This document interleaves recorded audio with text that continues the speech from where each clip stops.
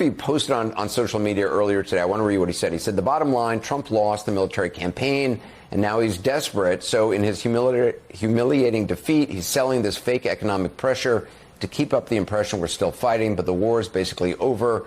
Tragically, Iran won. This is all window dressing. Is that how you see it? I see it a little differently, Anderson. Certainly the United States has not won this war, but nor would I say Iran has been a great victor either. This is a country battling now 70% inflation, triple-digit inflation when it comes to food items. It's one of the most isolated countries in the world, both politically and economically.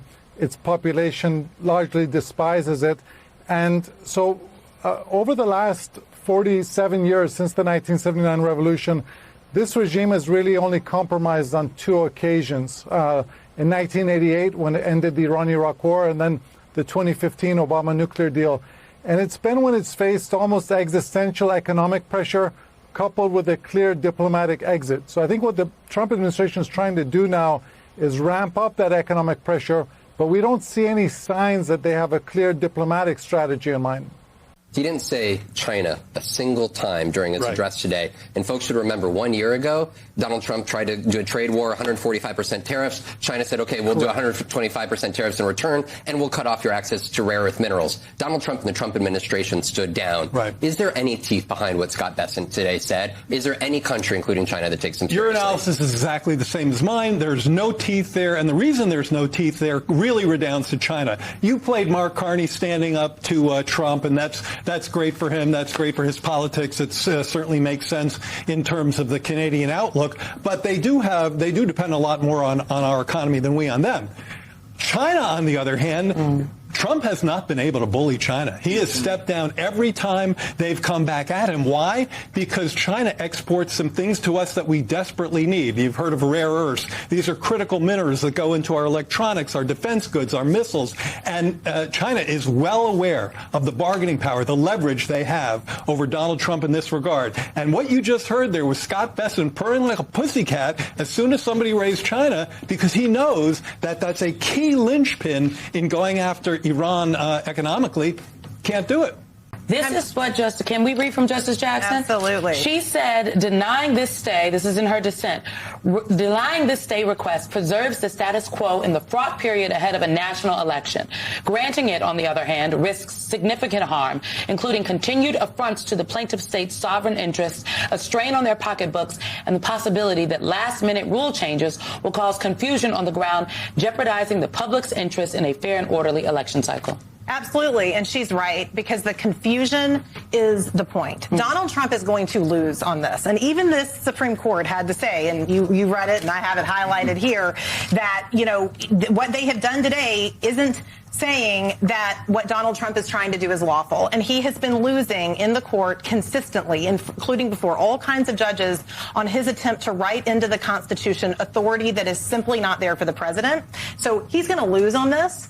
But this, as Justice Jackson says, puts everything in chaos. It causes confusion around the country. Do we get to vote by mail? You said you had a friend, we were just talking earlier today, that was all of a sudden confused about what this means. And that is the point of this administration. They do not want the people's voices to be heard, and they want to confuse us in advance of the election, and the Supreme Court just let them do that. But I do want to be very clear to everyone listening tonight. The Supreme Court, no court has said that what Donald Trump has done here is lawful. And no, but they just said he could do it. Well, I mean, what your point is right, but they didn't stop him.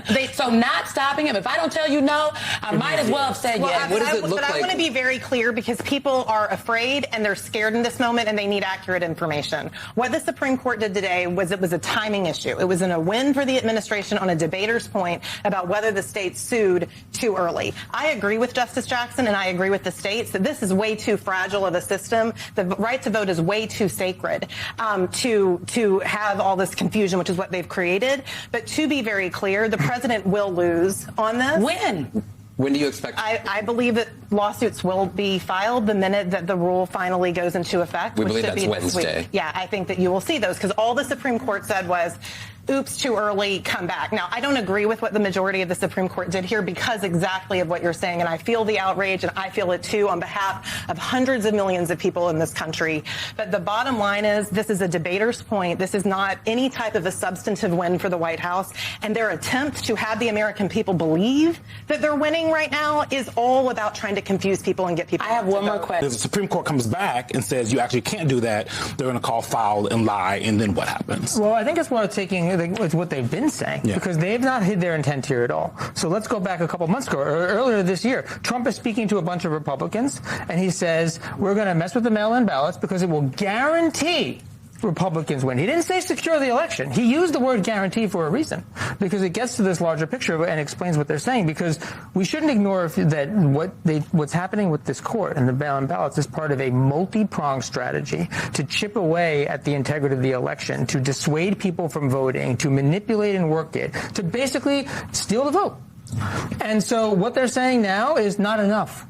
What they're saying now is success, because the friction is a part of it, and they're going to ignore the ripeness claim. They don't care about the procedural part of it. What they see is another win for Trump, and that's going to be the narrative that comes out of this. But they're not going to think that's enough. They're going to think it's more. Any more roadblocks, any more friction, that's going to be an issue. And to just paint a larger picture, 25 to 30% of Americans are voting by mail. I mean, it's not like a handful of people here that we're talking about. It's a really large number people who are folks. Republican voters. That's exactly right. It will have just the chaos, the confusion, the disorientation will affect people's brains, and that's the goal. It's to put friction into the system so you pick off people wanting here, and then at the same time get a little bit of wind behind the sails so that you can do a national emergency, so that you can put more things out there. He doesn't have to win, as everybody has noted at this table. They had a strategy that was specifically designed not to argue the merits of what they're doing, but to say it's too early to sue, and then sort of run out the clock, like that thing that their final rule came out Friday night after the courts closed, run out the clock so that it's too late to even try to stop them. And that's where Simone's point is. And they're doing it in this lane, but we shouldn't ignore that it's part of a larger front, and they're doing it in all those fronts simultaneously. And we should be very clear again what the rule is that we're expecting on Wednesday. And the reason the litigation was filed ahead of time was knowing that the U.S. Postal Service could try to put this rule out as close to the time in which mail ballots started going out as they possibly could, because Donald Trump and the Trump administration have been explicitly clear that they wanted to restrict mail-in voting. And what this rule will do will require states to turn over a list of their registered voters, and the federal government will provide a list to the U.S. Postal Service about the eligible citizen voters that are allowed to be sent mail ballots. So that calls into question all of the potential disputes. Is it thousands of names? Are they going to be going millions of names? This is not something that exists on the fringes. So the sentiment that you're feeling is sort of the kinetic energy that these extremists now have taken over. Use fruit of the poison tree. They've all eaten from the fruit of the poison tree. They all believe this. This is where they are. This is their perspective, and they're going to be willing to push it. And while they're doing this, from their angle, it's win-win. Right? Because they either win in the courts, or if they don't win in the courts, they use the loss of the courts to say, this is why we need to do a national emergency. This is why we need to have people outside of polling stations, right? So either way, they look at it as we get here or we escalate. And that's because the momentum right now, the thing that is driving it is the thing that used to be on the edges a decade or more ago and is now front and center, really steering the ship. And it is where the momentum is. It's why that feeling you have is so palpable. Tuesday, 25 August, year of our Lord 2026. That at the end is Angelo Carusone, the head of Media Matters. Very bright guy. Always puts it in perspective. I've got the Viceroy with us. So Viceroy, a total firestorm last night and this morning on MSNBC is CNN. They're completely, totally losing it. I got to have the Viceroy put this in perspective. Just let's go through what in the hell happened. I tell you, here's the buried lead. What the problem is, they admit that 25 to 30% of their people vote by mail-in. That's a problem. We should never have. This should be absentee ballots. This is the way this is one of the most perfected way they've got for stealing elections, as we saw from 2020. Can you walk through exactly what the run-up to this was, what the Supreme Court said, what the Wednesday rule's going to be from the Postal Service, sir? President Trump issued an executive order. He ordered the Postmaster General of the United States to work with the Attorney General of the United States to work with the Secretary of Homeland Security to come up with a plan to ensure we have election integrity, to ensure that non-citizens and other illegal aliens are not getting mail ballots through the U.S. Postal Service. When you commit election fraud through mail, that is mail fraud. That's a federal crime. So President Trump is telling his key officials, work together, come up with the plan. And the plan includes working with DHS, coming up with a list of citizens, non-citizens, comparing that list against these state voter rolls, and then telling the Postal Service that you can't mail ballots to non-citizens. That's a violation of federal law for non-citizens to vote in federal elections. Of course, these Democrat governors, 23 Democrat governors in the D.C.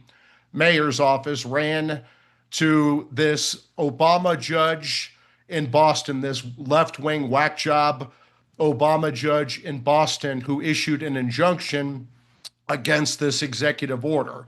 The First Circuit Court of Appeals, another left-wing court, went along with this Obama judge. The Supreme Court, in this 6-3 ruling on the emergency docket, lifted the injunction, said that the president can move forward with his executive branch officials and come up with a plan because these Democrat governors, these 23 Democrat governors and the D.C. Democrat mayor don't have standing. They're not injured by the president telling his executive branch officials to come up with a plan. So what the plan looks like is going to happen, you're going to see final rules out of the Postal Service tomorrow, it looks like, and other agencies where they're going to put barcodes on these envelopes and these ballots for election integrity. So when these ballots go through, we can actually see if these federal elections are being flooded with illegal voters. Well, we know that they are because the Democrats are fighting so hard,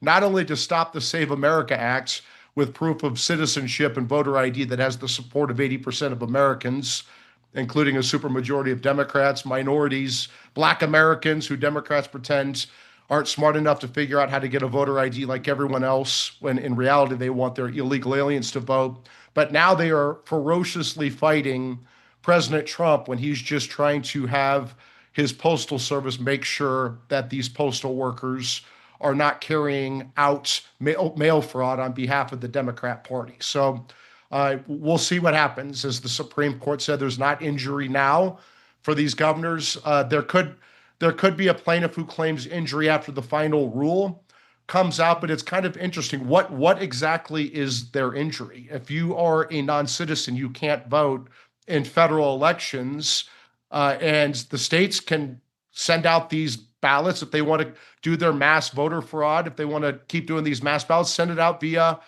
UPS, send it out via FedEx, send it out via carrier pigeon. But you just can't use the Postal Service to commit voter fraud for your mail fraud, and with mail fraud for your voter fraud. So this is a big win for President Trump. This is a big win for election integrity, but this is certainly not the last court action on this matter. A couple things, and I'd like you to stick to the break. The emergency docket, most people say, hey, the Supreme Court gives all the big cases at the end of June and takes off out of town, and they're not back to the first Monday in October, I think it is. This emergency docket, why do we have rulings by the Supreme Court in the interim? Well, because these Democrat judges, like this Obama judge in Boston, issued this clearly illegal injunction. She didn't resolve the case on the merits. She issued this illegal injunction on behalf of these 23 Democrat governors and this Democrat mayor of D.C. when they didn't have the standing to sue. They didn't have injury, right? You have to have injury in facts to have Article 3 standing under our U.S. Constitution. If you don't have standing, if you don't have injured plaintiffs, the courts don't have the jurisdiction to hear the case. And that's what the Supreme Court just told this Obama judge in Boston. And you had to do this on the emergency docket because this whack job judge put an injunction on the president of the United States that he couldn't order executive branch officials to come up with a plan. That is a serious violation of the separation of powers. It's clearly unconstitutional. Viceroy, hang on. Mike Davis, the Viceroy, going to make it all accessible and understandable next in the War Room. War Room. Here's your host, Stephen K. Bannon.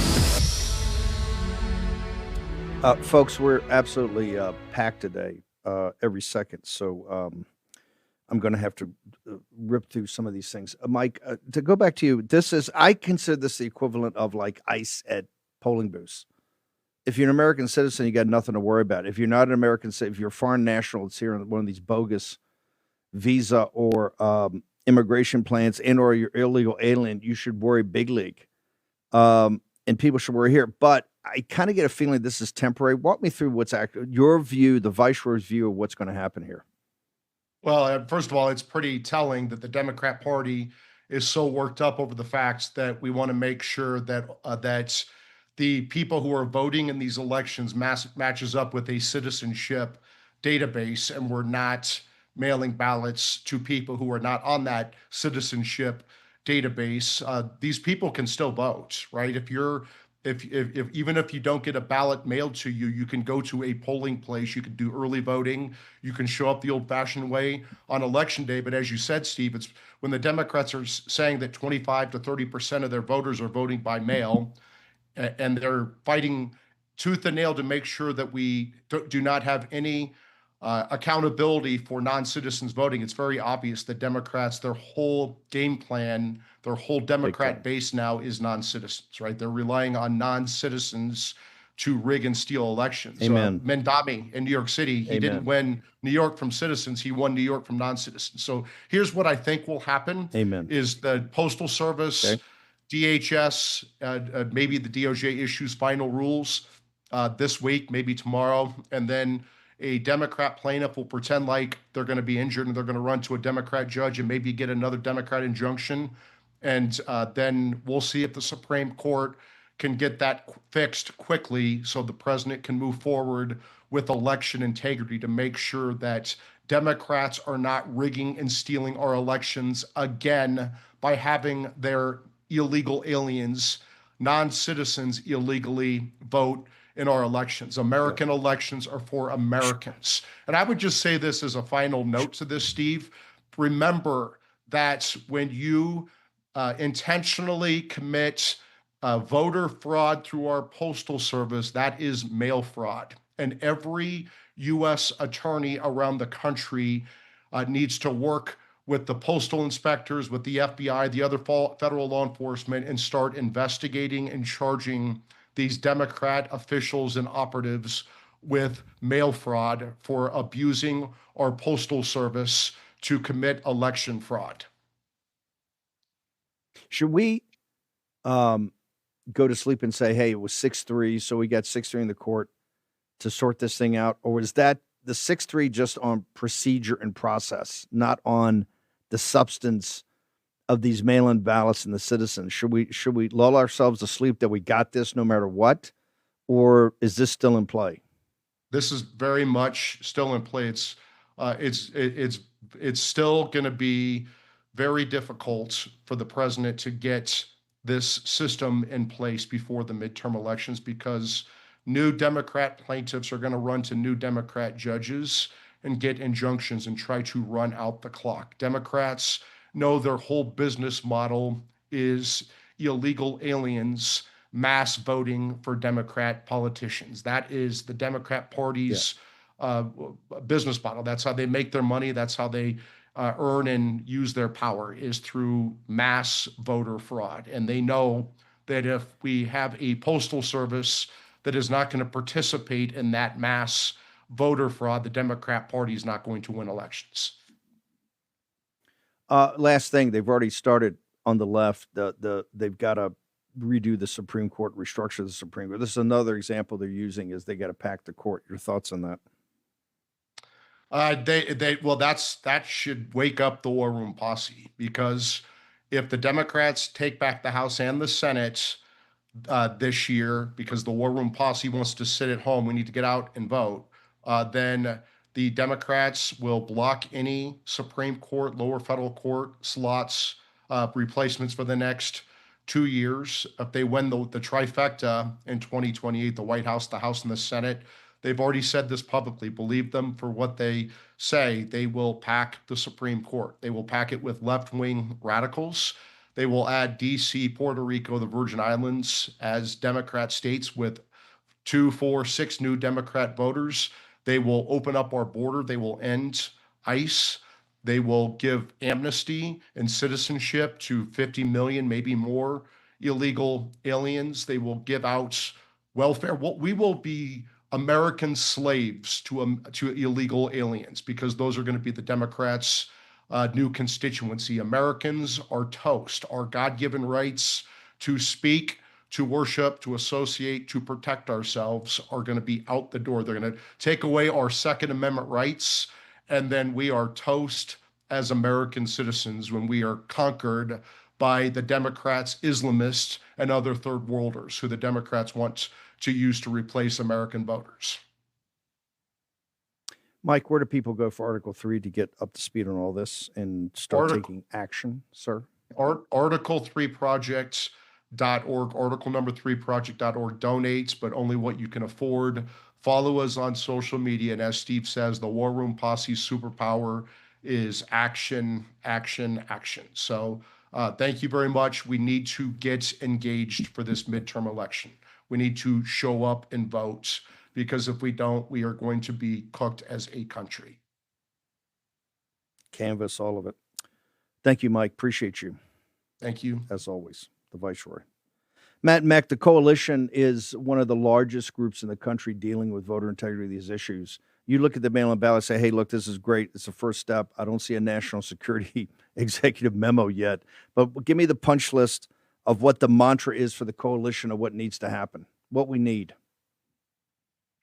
So first off, I think folks look at what Trump is doing and deconstructing the election fraud machine.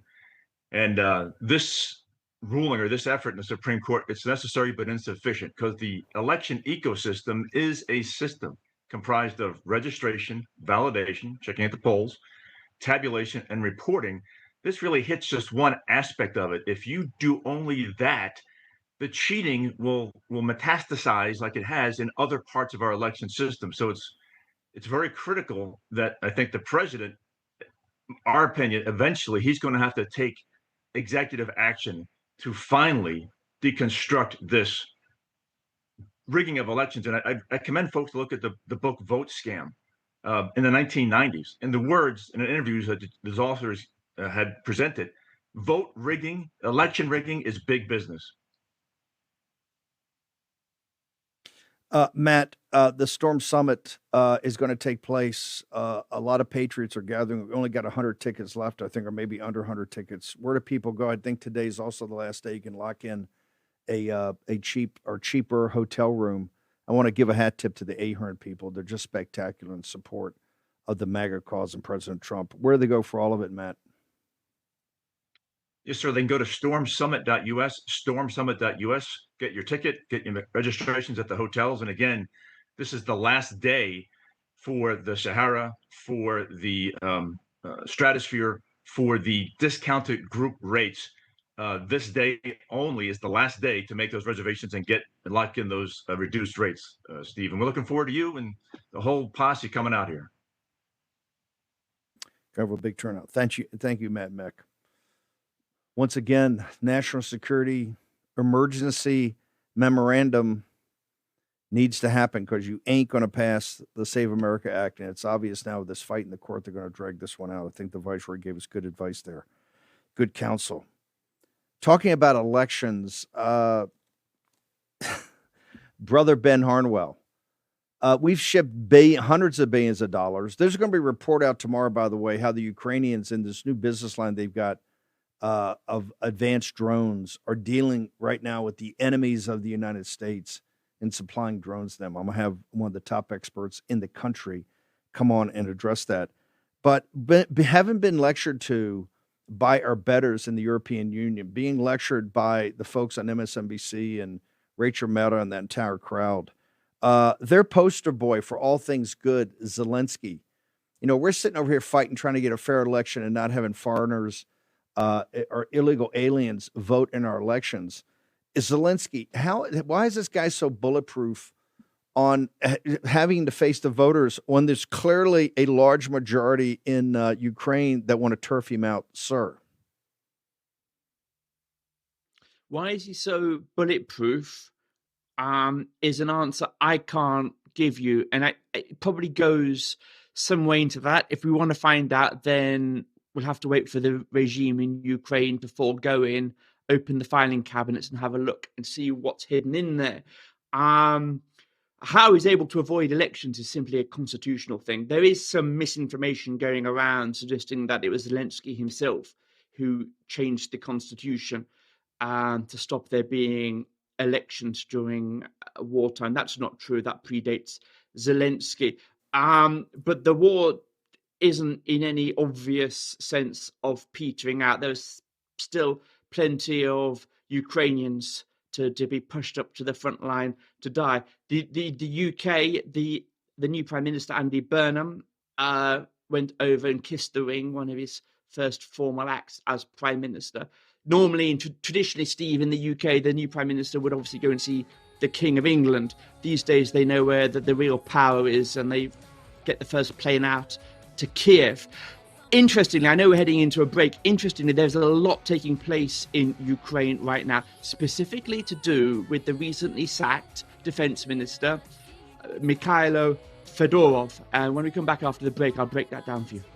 Yeah. Hey, also, Mike Pence, Judas Pence was the one American that showed up for their anniversary, for their big celebration. Anyway, Ben Harnwell in Rome. I got Dr. Thayer, Tony Lyons. We're going to talk about this extradition from CDC or about CDC in autism and vaccines with Tony Lyons and the team. Take your phone and text Bannon, Bannon, 989898.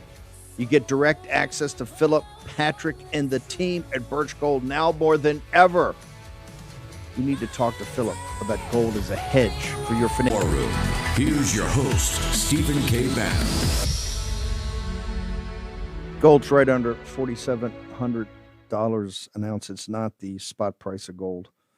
It's the pattern recognition of where we are going with all this. That's why Bannon, Bannon, 989898. You get all the free information and no obligation, totally free. And you get to Philip, Patrick, and the team. Now more than ever, I think you should fully understand, because these are your decisions about your financial future. You guys got to understand this. People can't tell you what to do, shouldn't tell you what to do. You should make your free men and women should make your own decisions. So all the information's out there. And Philip Patrick and team are fully available to talk to you. Stanley Druckenmiller, has is the mentor of Scott Bessent for many years at a hedge fund. He's got a brutal Wall Street Journal editorial op-ed today and a ton of news stories saying that Scott Bessent's doing the wrong thing about trying to buy bonds or try to somehow work the ropes or work the refs on the long-term interest rates and the long-term treasuries. He's saying, hey, that's the basic guiding light of the capital markets and really the conscience of the capital markets for the U.S. Treasury and the U.S. government. But when you cut to the heart of it, I'll do more of this tonight in the 5 o'clock hour. When you cut to the heart of it, what Stan's talking about is his thing is, hey, it's too much federal spending. These deficits are too big, and we're having a problem financing the deficits, as we've said on the War Room for years now, starting with the illegitimate Biden regime. And it's correct. But what Scott's trying to do is another tool in the toolbox. Clearly, we have to cut federal spending, but it's the radical Democrats that want to have to open the spigots. Ben Harnwell, we're gonna have another fight, and there's going to be another couple of, you watch, they're going to try to sneak in a couple of $100 billion to fund this fiasco over in Ukraine. So more people get killed in this fight that's going on in the Eastern-speaking Russian border, I think now for 6 years or so? Mike Pence is over, the Judas Pence over there over the weekend lecturing us about how we had to do that. We're going to have such painful recommended cuts that this should be one that's so easy. Not another penny. Nothing should go to Ukraine. If they want to buy weapons and arms with British money and French money and Italian money, let those citizens step up to the plate and do it. Americans don't get 6 weeks off in August and, for vacation. They don't get free medical. They don't have free college, all the benefits. They ain't working a 40-hour week like the Europeans. If the European citizens want to do it, then get the money to Ukraine and have them we'll buy the weapons for us, but no more charity to the Ukrainians, sir. Yeah, I'm just sort of seeing how that's going to play out in Congress, that argument, which is, of course, absolutely right. But there are a bunch of psychopaths, sociopathic overlords, I think we used the term, and they're simply going to say, well, however right, Steve Bannon, that argument is, now simply not the right time, because if Ukraine falls, that might sort of increase the momentum, and then Iran might sort of we might lose in Iran. You might as well just dust off Robert McNamara's sort of domino theory, sort of resurrect that, and justify it for continued military-industrial complex expenditure. It seems to me, and I do want to talk about Ukraine, right? But it does seem to me like only this time last year we were talking very seriously and solemnly about the fact 2 years ago, perhaps it was when Biden was still president. We were saying, oh my God, this year the US national debt is actually going to hit 36 trillion. And there's no end in sight. It's just going to keep going. We're 2 years into this second administration. It's now up to 40 trillion. It's just going on and on and on. America is playing. What's that game with the wooden bricks that you put in, and you've got to build it higher, and higher, and then it just collapses. That's what America's doing with its economy right now. Sure, put on a few extra $1 trillion bricks. In the end of, it's just all going to collapse. Look, let's talk about Ukraine. There's something very interesting that's coming out of this to do with the recently sacked defense minister, Mikhailo Fedorov is his name, the young guy, 35 years old. And that is this. He has said this guy has been President Zelensky's #1 political defender for the last 7 years since when he entered government. He's now said that Ukraine, there's too much corruption taking place in Ukraine. There needs to be elections. This is an argument, and there are huge numbers of Ukrainians, Steve, that are lining up behind him and saying this is absolutely the case. We need elections. There's too much corruption. This is an argument we've been making on the war room since this war started 3 or 4 years ago. And it is an argument which has been dismissed as a right-wing talking point, right? It's been dismissed. The mainstream media have not engaged with this issue. It's as though this is Bannon, this is sort of this is MAGA at their most isolationist. Well, of course, now that you see that this argument is being made right at the heart and center of Ukraine's political class, and Zelensky himself just had to sack a former defense minister last week for, I think, the largest graft allegations in his presidency, this thing is not going to go away. And when you see this being reported in the Western media, the mainstream media, and this is, Steve, how badly they lie to you, the MSM, how badly it deceives you. It's saying, oh, well, look, okay, so Fedorov has just passed his 35th birthday, and now he's constitutionally eligible to stand for president. This is purely his political ambitions grandstanding. That is how bad they are. There's a huge appetite now in Ukraine, and one of the reasons is because the very factor that caused the Zelensky phenomenon years ago was because he stood as the anti-corruption candidate. He was going to revolutionize it. He was going to change it. And then now there's more corruption taking place in Ukraine now than there was under the previous regime. So when you say to me, Steve, is America going to cough up another billion, no, 100 billion, or what have you, to Zelensky? America now, more than ever before, needs a full audit of where the money it has given has gone, right? Before it costs Amen. a single Amen. cent more. Amen. MTG got that passed years ago, the first. Never even an attempt at an audit. Look, not our border, not our fight. And we need an audit and not another penny over there. When you see the cuts that have to be made and the screaming the Democrats are going to do, low-hanging fruit is any money whatsoever for Ukraine, any money for Israel. I think any money for the Gulf Emirates. Pay as you go, guys. And, show us your cash. We're out of that business right now, particularly with UAE. Let me pivot real quickly to, are we getting support for Project Outcast in Europe? The Japanese, I think, signed up overnight. Thayer's going to be here in a moment. We're going to talk about that. One of the big issues is UAE, our ally, quote unquote. They're stiffing us because their banks in Dubai have been doing the money laundering. So is anybody signing up in Europe? Is there any, because the CCP is the number one target. UAE is the Gulf Emirates number two, but the Europeans, and particularly European companies working with the Iranians and the European banks, is a huge problem. What's the temperature of our great allies in NATO about Scott Bessent's economic warfare, sir? Your great allies, America's great, loyal, dependable, faithful allies in Europe are waiting to see. Japan signing up is neither here. The countries that you need to look at are.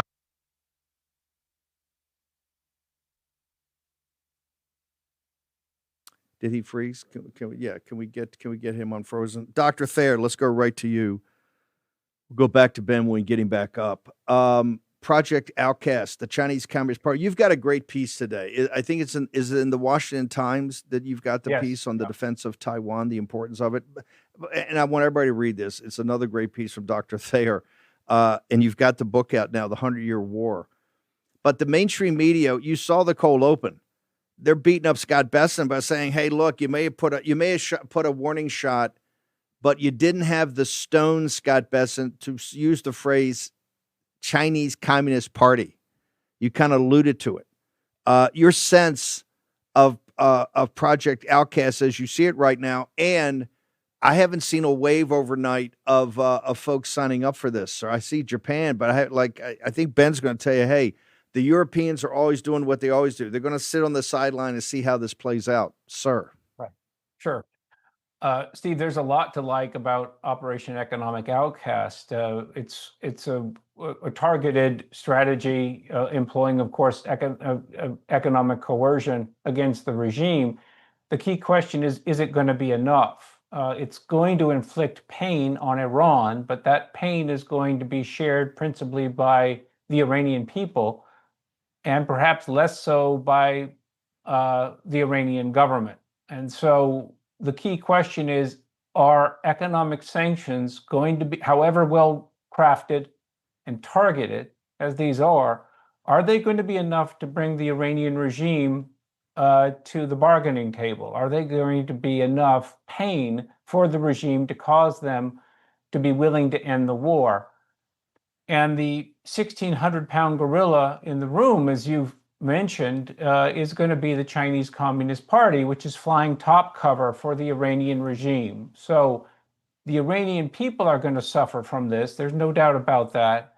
But the Chinese Communist Party's activity is going to ensure that the Iranian regime has an out, that it's still going to be able to have, if you will, not the economic asphyxiation, as Treasury Secretary Scott Bessent said, but in fact they have a lifeline, right? They're still going to be able to breathe, and perhaps breathe quite effectively, as China ensures that they have that support, the support that's going to be necessary.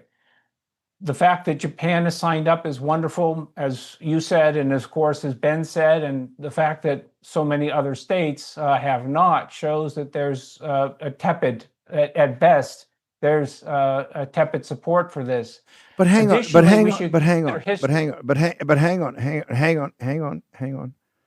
I get it about the Iranian people in Iran, but they're intermediate. If they cut off the oil, and they said they're cutting off the oil, there's not going to be any ability to monetize the oil for the regime purposes. That means The CCP's cut off from a major oil, their most major oil provider.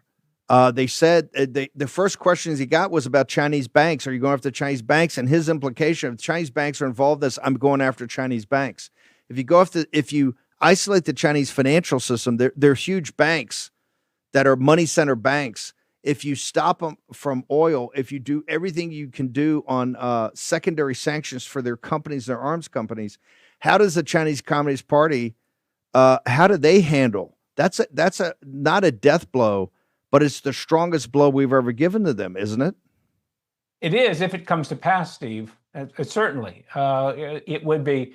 First of all, Chinese banks are a fraud, right? And if you push them or stress them in any way along these lines, you're going to find out that they may implode. And that's music to our ears, obviously, here.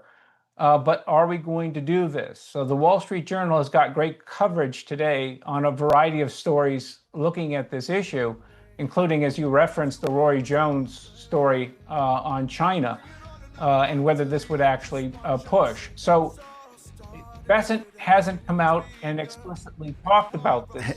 Hang on for 1 second. Hang on for 1 second. Dr. Thayer on the other side, the author of The 100-Year War Against Communism. Ben Harnwell back, hopefully from Rome. We're going to talk about H-1B visas. Also, stick around. Here's your host, Stephen K. Bannon.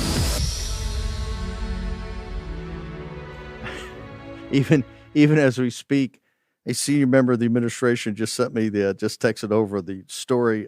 Ben Harnwell was back with us in Thayer.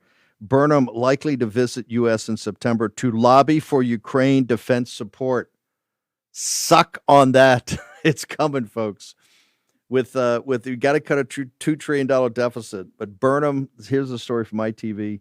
I'll get it up in a second. Burnham likely to visit U.S. in September to lobby for Ukraine defense support. So it's not going away. Trust me, it's not going away. And we got to make sure. Now we're down to the hard choices. Stanley Druckenmiller lecturing, the mentor of Scott Bessent, lecturing Scott Bessent that Wall Street's losing confidence in you.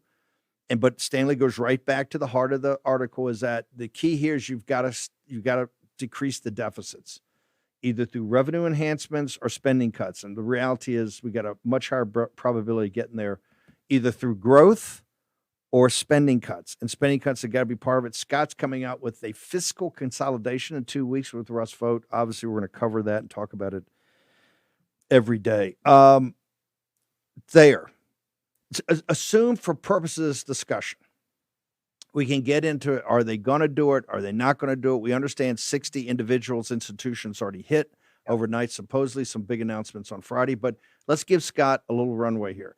Assume he does do the secondary sanctions. Assume everything he said yesterday, you're either with us or against us, and we're going to turf you out of the dollar-based system.